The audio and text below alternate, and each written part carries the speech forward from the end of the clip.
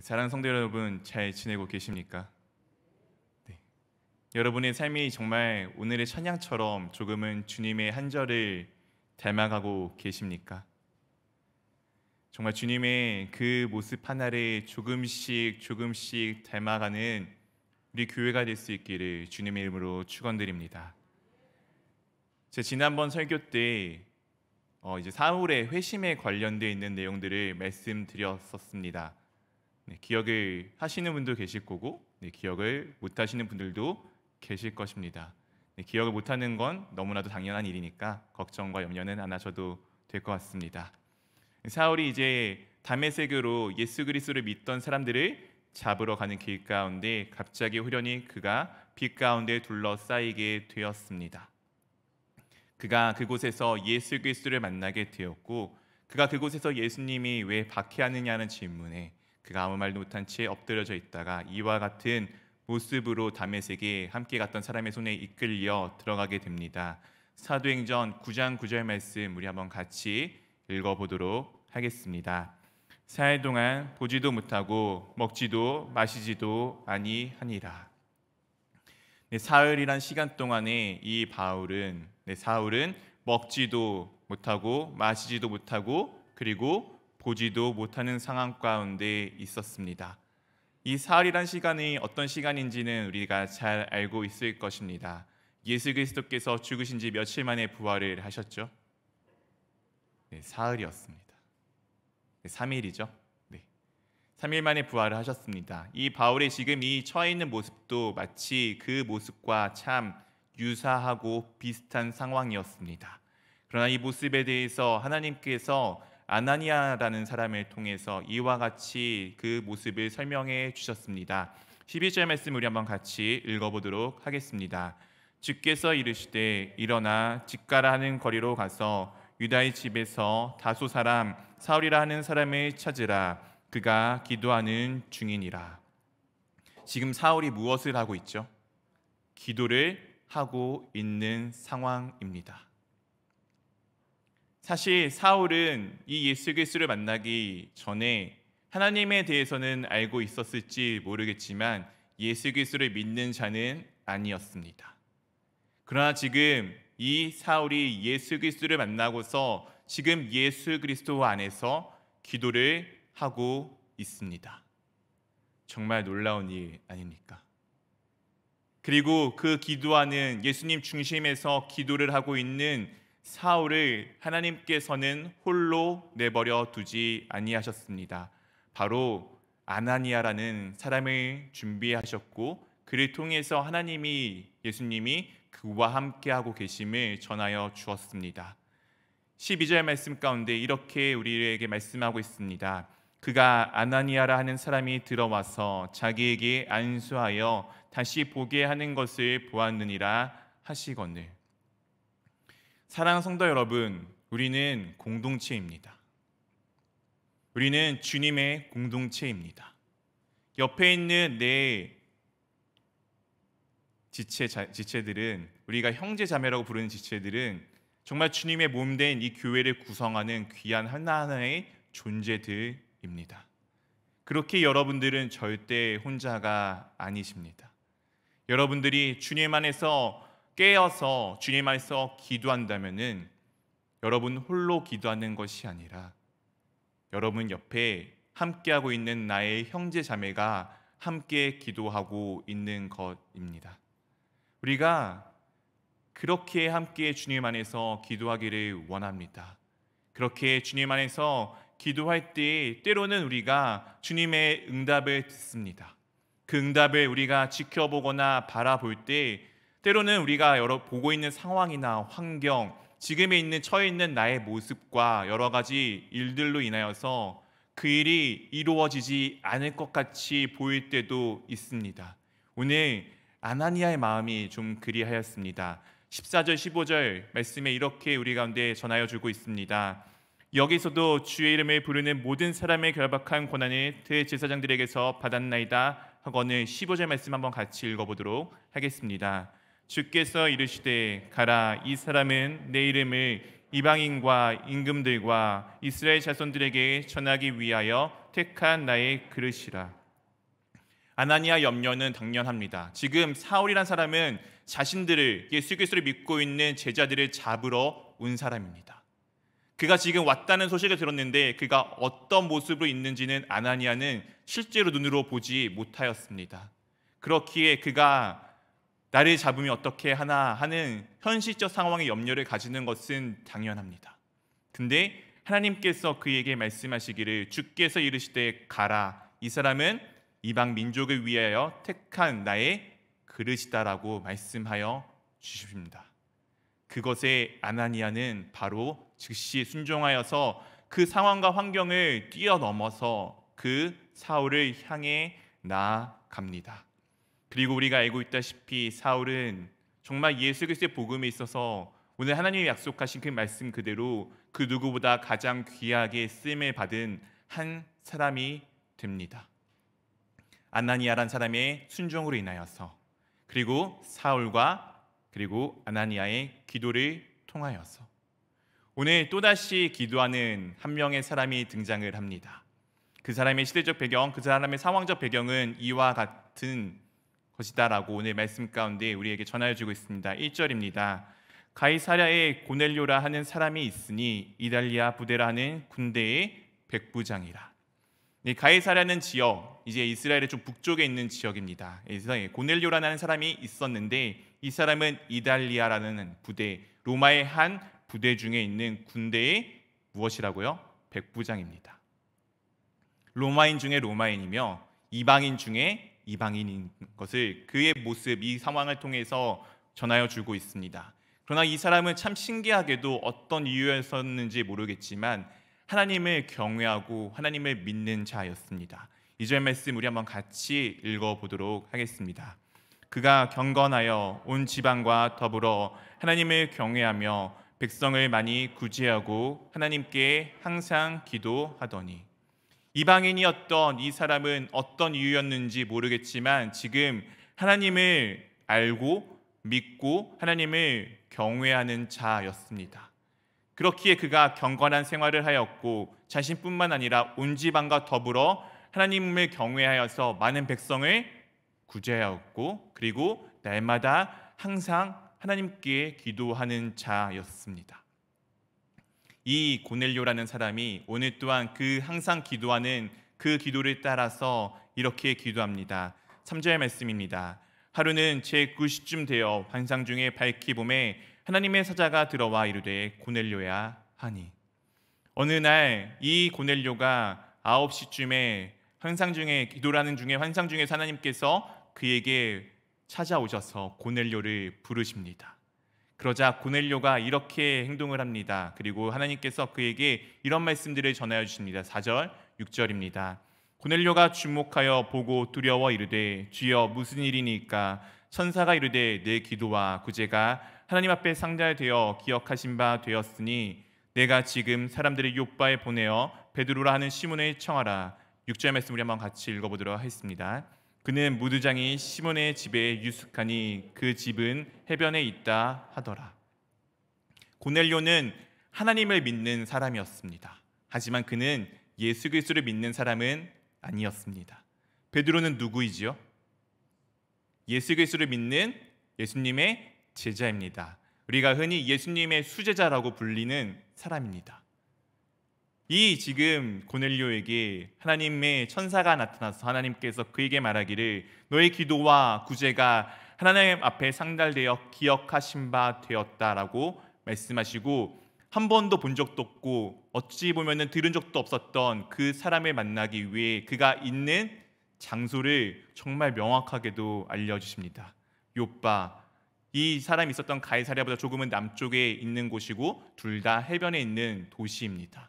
그 요빠라는 곳에 무두장이 집 시몬의 집에 유숙하고 있는 베드로를 찾아가라라고 지금 말씀을 전하여 주고 있습니다. 그리고 너무나도 명확하게 그 집은 해변가 근처에 있다라고 정말 주님께서 명확하게 말씀을 하여 주십니다. 놀랍게도 이 고넬료가 이 음성을 들었을 때 고넬료 혼자 듣는 것은 아닙니다. 동일하게 그때 기도하는 한 사람이 또 있었습니다. 누구일까요? 바로 베드로입니다. 우리 한번 9절 말씀을 같이 함께 읽어보도록 하겠습니다. 이틀날 그들이 길을 가다가 그 성에 가까이 갔을 그때에 베드로가 기도하려고 지붕에 올라가니 그 시각은 제6시더라. 이 길을 가는 사람들은 이 앞에 나왔던 고넬료가 자신의 하인과 믿음직한 충직한 부하를 한 명 보내는 가운데 있었습니다. 그들이 길을 가다가 이제 그 성 요바에 가까이 다가왔을 그때에 베드로가 무엇을 하죠? 기도를 하려고 지붕 위에 올라갑니다. 이 지붕은 우리가 생각하는 그런 우리의 기와 지붕 같은 지붕은 아니고요. 이스라엘 민족들의 집을 좀 살펴보면 아시겠지만 우리의 그냥 옥상 같은 거다라고 보시면 좋을 것 같습니다. 그리고 그때 기도하러 올라가는 시간이 제6시, 우리로 따지면은 12시 점심시간 정도 되었습니다. 오늘 이 베드로가 기도를 하면서 아마 함께 했던 사람들에게 좀 부탁을 했던 것 같습니다. 그래서 그가 배고파서 음식을 좀 준비해달라고 아마 부탁을 하였던 것 같습니다.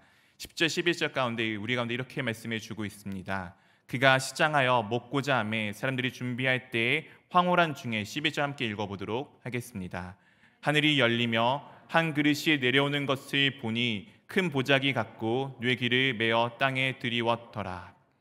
하늘이 열리면서 한 그릇이 내려오는 것을 보게 되었습니다. 큰 보자기 같고 뇌기를 메어서 그것이 땅에 들이었습니다. 이 보자기라는 것은 큰 보자기라는 것은 그냥 보자기 정도가 아니고 당시에 배에 쓰이던 그 돛에 쓰이던 1000마개 정도 크기를 의미하고 있습니다. 엄청나게 커다란 보자기가 내려와서 지금 그에게 나타나 있습니다. 그리고 그 내용에 대해서 묘사를 12절 15절 가운데 이렇게 해주고 있습니다. 그 안에는 땅에 있는 각종 네 발 가진 짐승과 기는 것과 공중에 나는 것들이 있더라. 또 소리가 이르되 베드로야 일어나 잡아 먹으라 하거늘 베드로가 이르되 주여 그럴 수 없나이다. 쑥되고 깨끗하지 아니한 것을 내가 결코 먹지 아니하였나이다 한데 15절 함께 읽어보도록 하겠습니다. 또 두 번째 소리가 이르되 하나님께서 깨끗하게 하신 것을 내가 쑥되다 하지 말라 하더라. 그 넓고 커다란 돛대 같은 그 보자기 안에 지금 세상에 있는 많은 각종 짐승들이 담겨져 있었습니다. 공중에 나는 새들이 담겨져 있었습니다. 그곳 가운데 베드로가 한창 배가 고픈 상황 가운데 소리가 들립니다.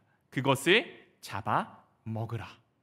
그런데 베드로의 반응이 재미있습니다. 그 하나님의 음성을 듣고서 베드로가 하는 반응이 이와 같습니다. 베드로가 이르되 주여 그러할 수 없나이다. 제가 속되고 깨끗하지 아니한 것을 결코 먹지 아니하였습니다라고 지금 베드로가 하나님께 기도하고 있습니다. 우리가 베드로의 상황들을 좀 쭉 보면 아시겠지만 사실 베드로는 이렇게 이야기를 할 만큼 정말 유대인의 율법에 경건하였던 사람은 아니었습니다. 이 이야기를 만약 바울이 했다면 이해가 되지만 베드로는 실제로 그런 존재는 아니었습니다. 지금 베드로가 머물고 있는 집의 주인은 어떤 직업을 가지고 있지요? 무두장이입니다. 무두장이가 무엇인지 아시죠? 네, 가죽 공예사입니다. 가죽을 만들기 위해서는 무엇을 만져야 하나요? 동물의 죽은 사체를 만져야 합니다. 유대인에게 죽은 존재는 상당히 부정한 것입니다. 이 부정이 얼마나 부정한지 그것을 만지는 사람은 부정하여지고 그 부정한 사람이 만지는 모든 것들이 다 부정하여집니다. 지금 베드로는 그 집에 살고 있습니다. 유대인의 율법에 따르면은 베드로는 지금 부정한 가운데 존재하고 있는 자입니다. 근데 지금 하나님께서 말씀하신 이것을 하지 못하겠다라고 지금 베드로가 말을 하고 있습니다. 근데 하나님께서 그에게 이것이 하나님께서 깨끗하게 하신 것이다 라고 하였으니 네가 쑥되다라고 더럽다라고 하지 말라라고 분명하게 말씀해 주십니다. 그 놀랍게도 이 이야기가 동일한 걸 3번이나 반복을 합니다. 3번이나 반복하였던 일은 베드로의 사고방식이 그만큼 깨지지 않고 있었다는 것을 의미하고 있습니다. 사랑하는 성도 여러분, 우리도 신앙생활을 하다 보면은 내 고정관념이 있습니다. 신앙생활의 바른 것은 이런 것이야, 이것이 옳은 것이야 라고 여길 때가 있습니다. 때로는 우리가 그것이 작게는 기도의 모습 아니면 예배에 임하는 자세, 예배의 형태, 나아가서는 우리 삶에 있어서 전반적으로 그런 것들을 요구하고 바라보고 나아갈 때가 있습니다. 근데 정말 중요한 것은 그것의 판단의 기준이 어디 있냐입니다. 우리가 때로는 내가 보고 내가 경험하고 내가 생각했던 것들로 그것들을 판단할 때가 있습니다. 하나님의 기준이 아닌 내가 기준이 되어 그 모든 것을 보고 결정할 때가 있습니다. 그러나 오늘 하나님께서 분명하게 베드로에게 말씀하십니다. 하나님께서 깨끗하게 하신 것을 내가 속되다 하지 말라라고. 우리가 혹시 내 가지고 있는 고정관념, 내가 가지고 있는 사고방식으로 인하여서 하나님께서 하고자 하시는 그 일을 막고 계시지는 않습니까? 이 시간 우리가 기도하여 그것을 조금은 깨어내었으면 좋겠습니다. 오늘 베드로가 그것을 깨어낼 수 있었던 이유는 다른 것이 아니라 그가 기도하였기 때문입니다. 그리고 이 속되다는 것이 이것이 단순히 음식이 아님을 그가 알게 됩니다. 그가 이것을 놓고 생각하고 기도하고 고민하고 있을 때 이 고넬료가 보낸 그 사람들이 그를 찾아왔습니다. 그리고 그가 그것이 무슨 일인지를 깨달아 그곳 가운데 나아가고 그들에게 이렇게 고백을 합니다. 28절 29절 말씀입니다. 이르되 유대인으로서 이방인과 교제하여 가까이 하는 것이 위법인 줄을 너희도 알거니와 하나님께서 내게 지시하사 아무도 속되다 하거나 깨끗하지 않다 하지 말라 하시기로. 29절 함께 읽겠습니다. 부름을 사양하지 아니하고 왔노라. 묻노니 무슨 일로 나를 불렀느냐. 베드로는 지금 이 사건이 단순히 먹을 것이 아니라 이 이방인이 고넬료와 관계가 있다는 것을 알게 되었습니다. 사실 유대인은 이방인과 함께 교제하여 가까워진다는 것은 부정함을 입는 되게 안 좋은 일이었습니다. 그렇기에 그가 하지 않기를 원하였지만 하나님께서 베드로에게 지시하셨기 때문에 그렇게 베드로는 그곳 가운데 나왔습니다. 고넬료가 기도를 하였고 하나님께서 그에게 응답을 주셨고, 베드로가 기도를 하였고 하나님께서 베드로에게 응답을 주셨습니다. 그 응답의 내용은 동일한 하나를 가지고 가고 있습니다. 사랑하는 성도 여러분, 기도는 그와 같습니다. 내가 주님 안에서 중심으로 깨어 있다면은, 내가 주님 중심에서 기도하고 있다면은 주님께서 나 홀로 기도하게끔 만드시는 것이 아니라 나와 동일한 것을 놓고 내 옆에 있는 누군가를 세우셔서 함께 기도하게 하십니다. 그리고 정말 놀라운 것은 상황과 환경을, 하나님께서 맡고 있는 그 상황과 환경을 주님의 방법과 주님의 뜻대로 열어주시는 것을 보아 알 수 있습니다. 오늘 이렇게 자신이 부른 이유를 묻고 있는 베드로에게 고넬료가 이와 같이 대답을 합니다. 30절 31절 말씀 우리 한번 같이 두 절의 말씀을 읽어보도록 하겠습니다. 고넬료가 이르되 내가 나흘 전 이맘때까지 내 집에서 제9시 기도를 하는데 갑자기 한 사람이 빛난 옷을 입고 내 앞에 서서 말하되 고넬료야, 하나님이 내 기도를 들으시고 내 구제를 기억하셨으니. 오늘 고넬료의 대답이 무엇입니까? 내가 이렇게 해서 내가 이런 뜻이 있어서 당신을 불렀습니다라고 자신의 의견을 말하는 것이 아니라 자신이 기도하였을 때 보여진 그것을 가지고 지금 베드로에게 응답을 하여 주고 있습니다. 사랑하는 성도 여러분, 우리는 주 예수 그리스도를 믿고 살아가는 자들입니다. 우리 삶의 주인은 예수 그리스도이십니다. 그렇기에 우리가 무언가를 대답하고 무언가를 판단하고 무언가를 하는 것의 기준은 내 생각이나 세상의 사고방식이나 세상에 갖고 있는 이치가 아닙니다. 하나님의 뜻이 어디 있는지를 알고 그것에 대한 응답을 내어 놓아야 합니다. 우리가 하나님의 뜻을 어떻게 알 수 있을까요?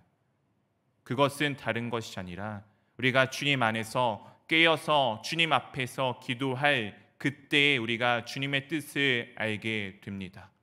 처음에는 어렵고 힘들지 모르겠지만 내가 날마다 그렇게 주님 중심의 안에서 기도를 하다 보면은 주님의 음성이 들리기 시작하고 내가 지금 내 앞에 주어진 이 상황들이 주님이 원하시는 것인지 아닌지를 판단하는 분별점이 생기기 시작합니다. 때로는 내가 잘못 판단할 수도 있고 때로는 내가 잘못 응답을 받을 수도 있습니다. 그러나 두려워할 것이 없는 것은 내가 기도를 하였다는 것은 이미 그 모든 상황을 다 나의 주님이신 예수 그리스도께 맡겼다는 사실입니다. 그러면 주님은 정말 놀라우시게도 내게 잘못된 걸음을 다시금 돌이키셔서 주님 원하시는 그 뜻 가운데 선한 일로 인도하여 주실 것입니다. 왜냐하면 나의 시작을 주님께 이미 맡겨드렸기 때문입니다. 사랑하는 성도 여러분, 오늘 고넬료의 응답이 우리의 응답이 되기를 원합니다. 그냥 내가 알고 있는 사전적 지식, 내가 믿고 내가 살아왔던 그 지식이 아니라 지금 그 순간에 깨어서 기도하여 그 기도한 것을 내어놓는 자, 그 기도로 응답받은 것을 내어놓는 자, 우리 교회가 그 기도함을 통하여서 기도로 응답을 내어놓는 교회, 이 세상에 원하고 세상이 추구하는 답을 주는 것이 아니라 하나님께서 우리 교회의 중심이 되어주시고 주 예수 그리스도가 우리 교회의 중심이 되어주시면 우리가 믿는 자로서 함께 기도하고 그 기도의 응답을 내어놓는 교회, 그 교회가 되기를 원합니다.